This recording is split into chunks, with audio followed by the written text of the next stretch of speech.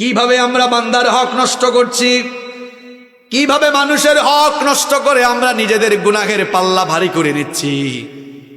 আমরা একদিকে নামাজ পড়ি, রোজা রাখি, দাড়ি লাগাই, টুপি লাগাই, অন্যদিকে আবার সুযোগ পাইলে আমরা মানুষের গীবত করি। আপনি বলবেন হুজুর গীবতটা এটা আবার বান্দার হক কেমনে হয়? আপনি গীবত যখন করেছেন আল্লাহর গীবত করেছেন নাকি আপনি আপনার আরেক ভাইয়ের গীবত করেছেন? তা আপনি যে আপনার ভাইয়ের গীবত করেছেন তার হক আপনি নষ্ট করেছেন। এটা শুনলে তো আপনার ভাই রাগ করবে। আর গীবতকে নিষিদ্ধ হারাম করে দিয়েছেন কে?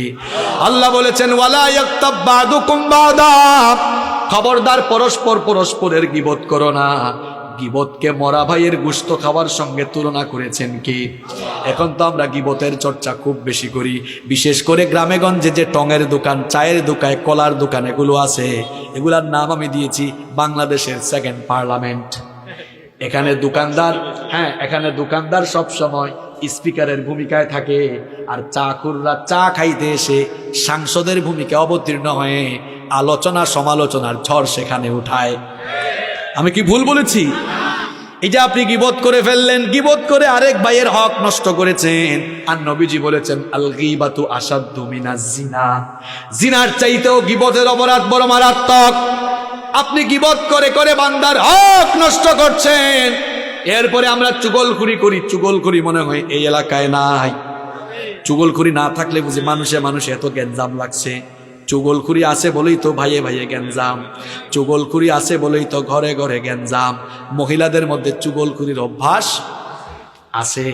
2 ভাই 3 ভাই মিলেমিশে থাকে, বিয়ে শাদী করার পরে আলাদা হওয়ার জন্য এক বউ আরেক বউ, ওই যে আমরা সিলেটে বলি জাল, আপনারা কিতা কইন?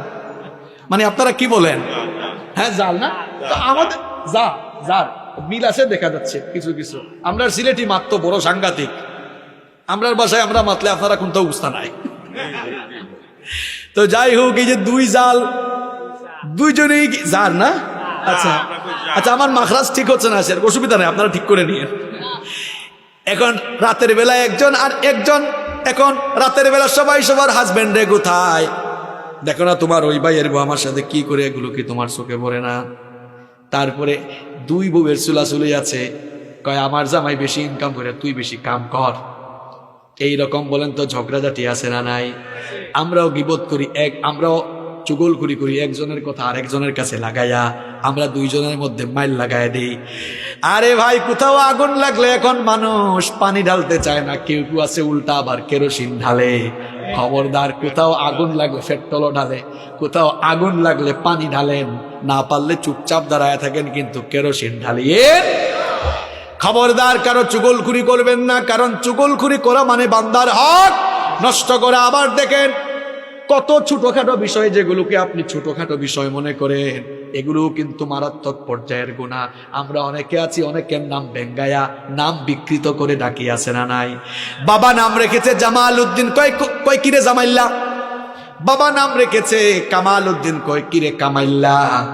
এইরকম আছে না নাই?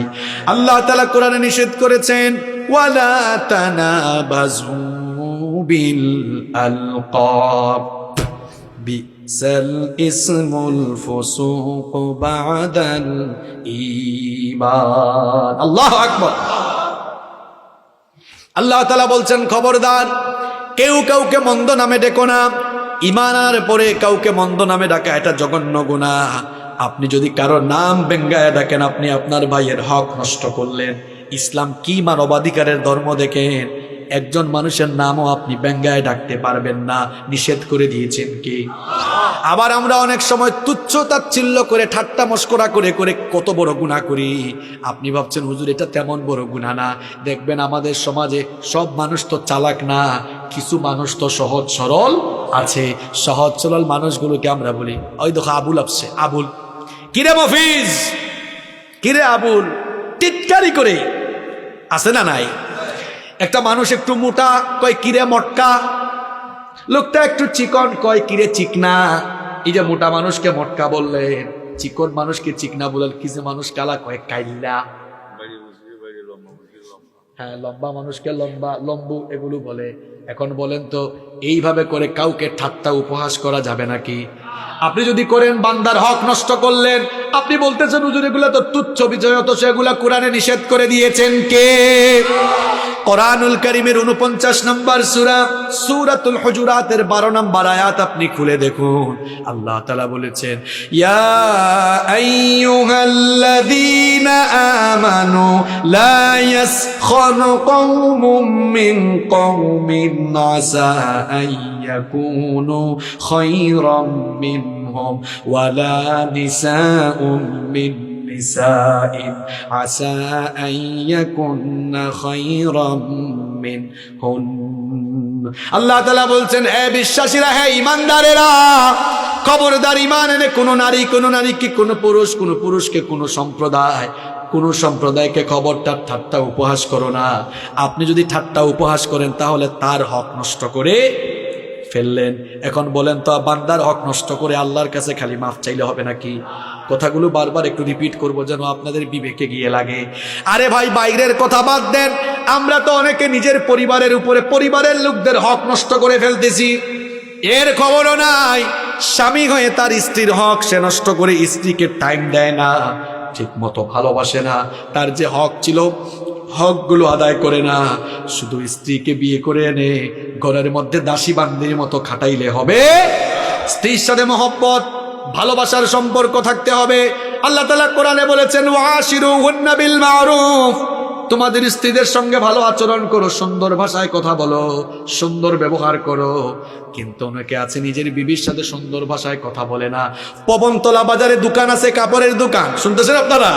কাপড়ের দোকান আছে, দোকানের মধ্যে সামনে দিয়ে হঠাৎ করে কিছু বোনেরা যাচ্ছে, কয় ও আপু, আপু গো, ও ভাবি, ভাবি আসেন, সুন্দর সুন্দর ড্রেস আছে, মানাবে। খুব কোমল সরস ভাষায় বলল। তার বউ তাকে ভালোবাসে। দুপুরবেলা জানতে চেয়েছে কল দিয়ে খাইছে কিনা, কল দিয়েছে, হ্যালো খেয়েছো, কি করছো, মানে খাটাসের মতো বউয়ের সাথে কথা বলল। আর আপু ভাবি যারা দোকানে আসছে এদের সাথে কোমল ভাষায় কথা বলল। কি বলেন, এরকম খাটাস আছে আমাদের সমাজে? শুধু ভাইদের কথা বলে লাভ নাই, কিছু ভাবিরাও কিন্তু এরকম আছে। ভাই ভাবিকে খুব ভালোবাসে। শোনেন বলতেছে, অপেক্ষা করেন। ভাই হয়তো ভাবিকে খুব ভালোবাসে। দুপুরবেলা খাইছে কিনা জানার জন্য কল দিয়েছে। ভাবি তখন কিচেন রুমে, কয় হ্যাঁ খাইছি কিনা এটা জানার জন্য কল দিছো, আমাকে তো তোমার ঘরের দাসী বান্দি বানায় ফেলছ। আরে বাবা, একদম ফায়ার হয়ে গেছে। কিছুক্ষণ পরে পাশের বাড়ির আব্দুর রহিম ভাই আসছেন, এসে বলতেছে, ভাই কি বাসায় আছে? কয় না, তোমার ভাই নেই, আমি আছি, আসো, কি বলবা? দেখছেন, জামাইয়ের সাথে কর্কশ ভাষায় কথা বলল, আর পাশের বাড়ির ভাইয়ের সাথে কোমল মোলায়েম কণ্ঠে কথা বলল। ঠিক হইল এটা? মা বোনরা মাহফিলে আসছেন নাকি? আসছে। খবরদার আমার মা বোনরা পর পুরুষের সাথে কখনো কোমল ভাষায় কথা বলবেন না, আকর্ষণীয় ভঙ্গিতে কথা বলবেন না। নিষেধ করে দিয়েছেন কে?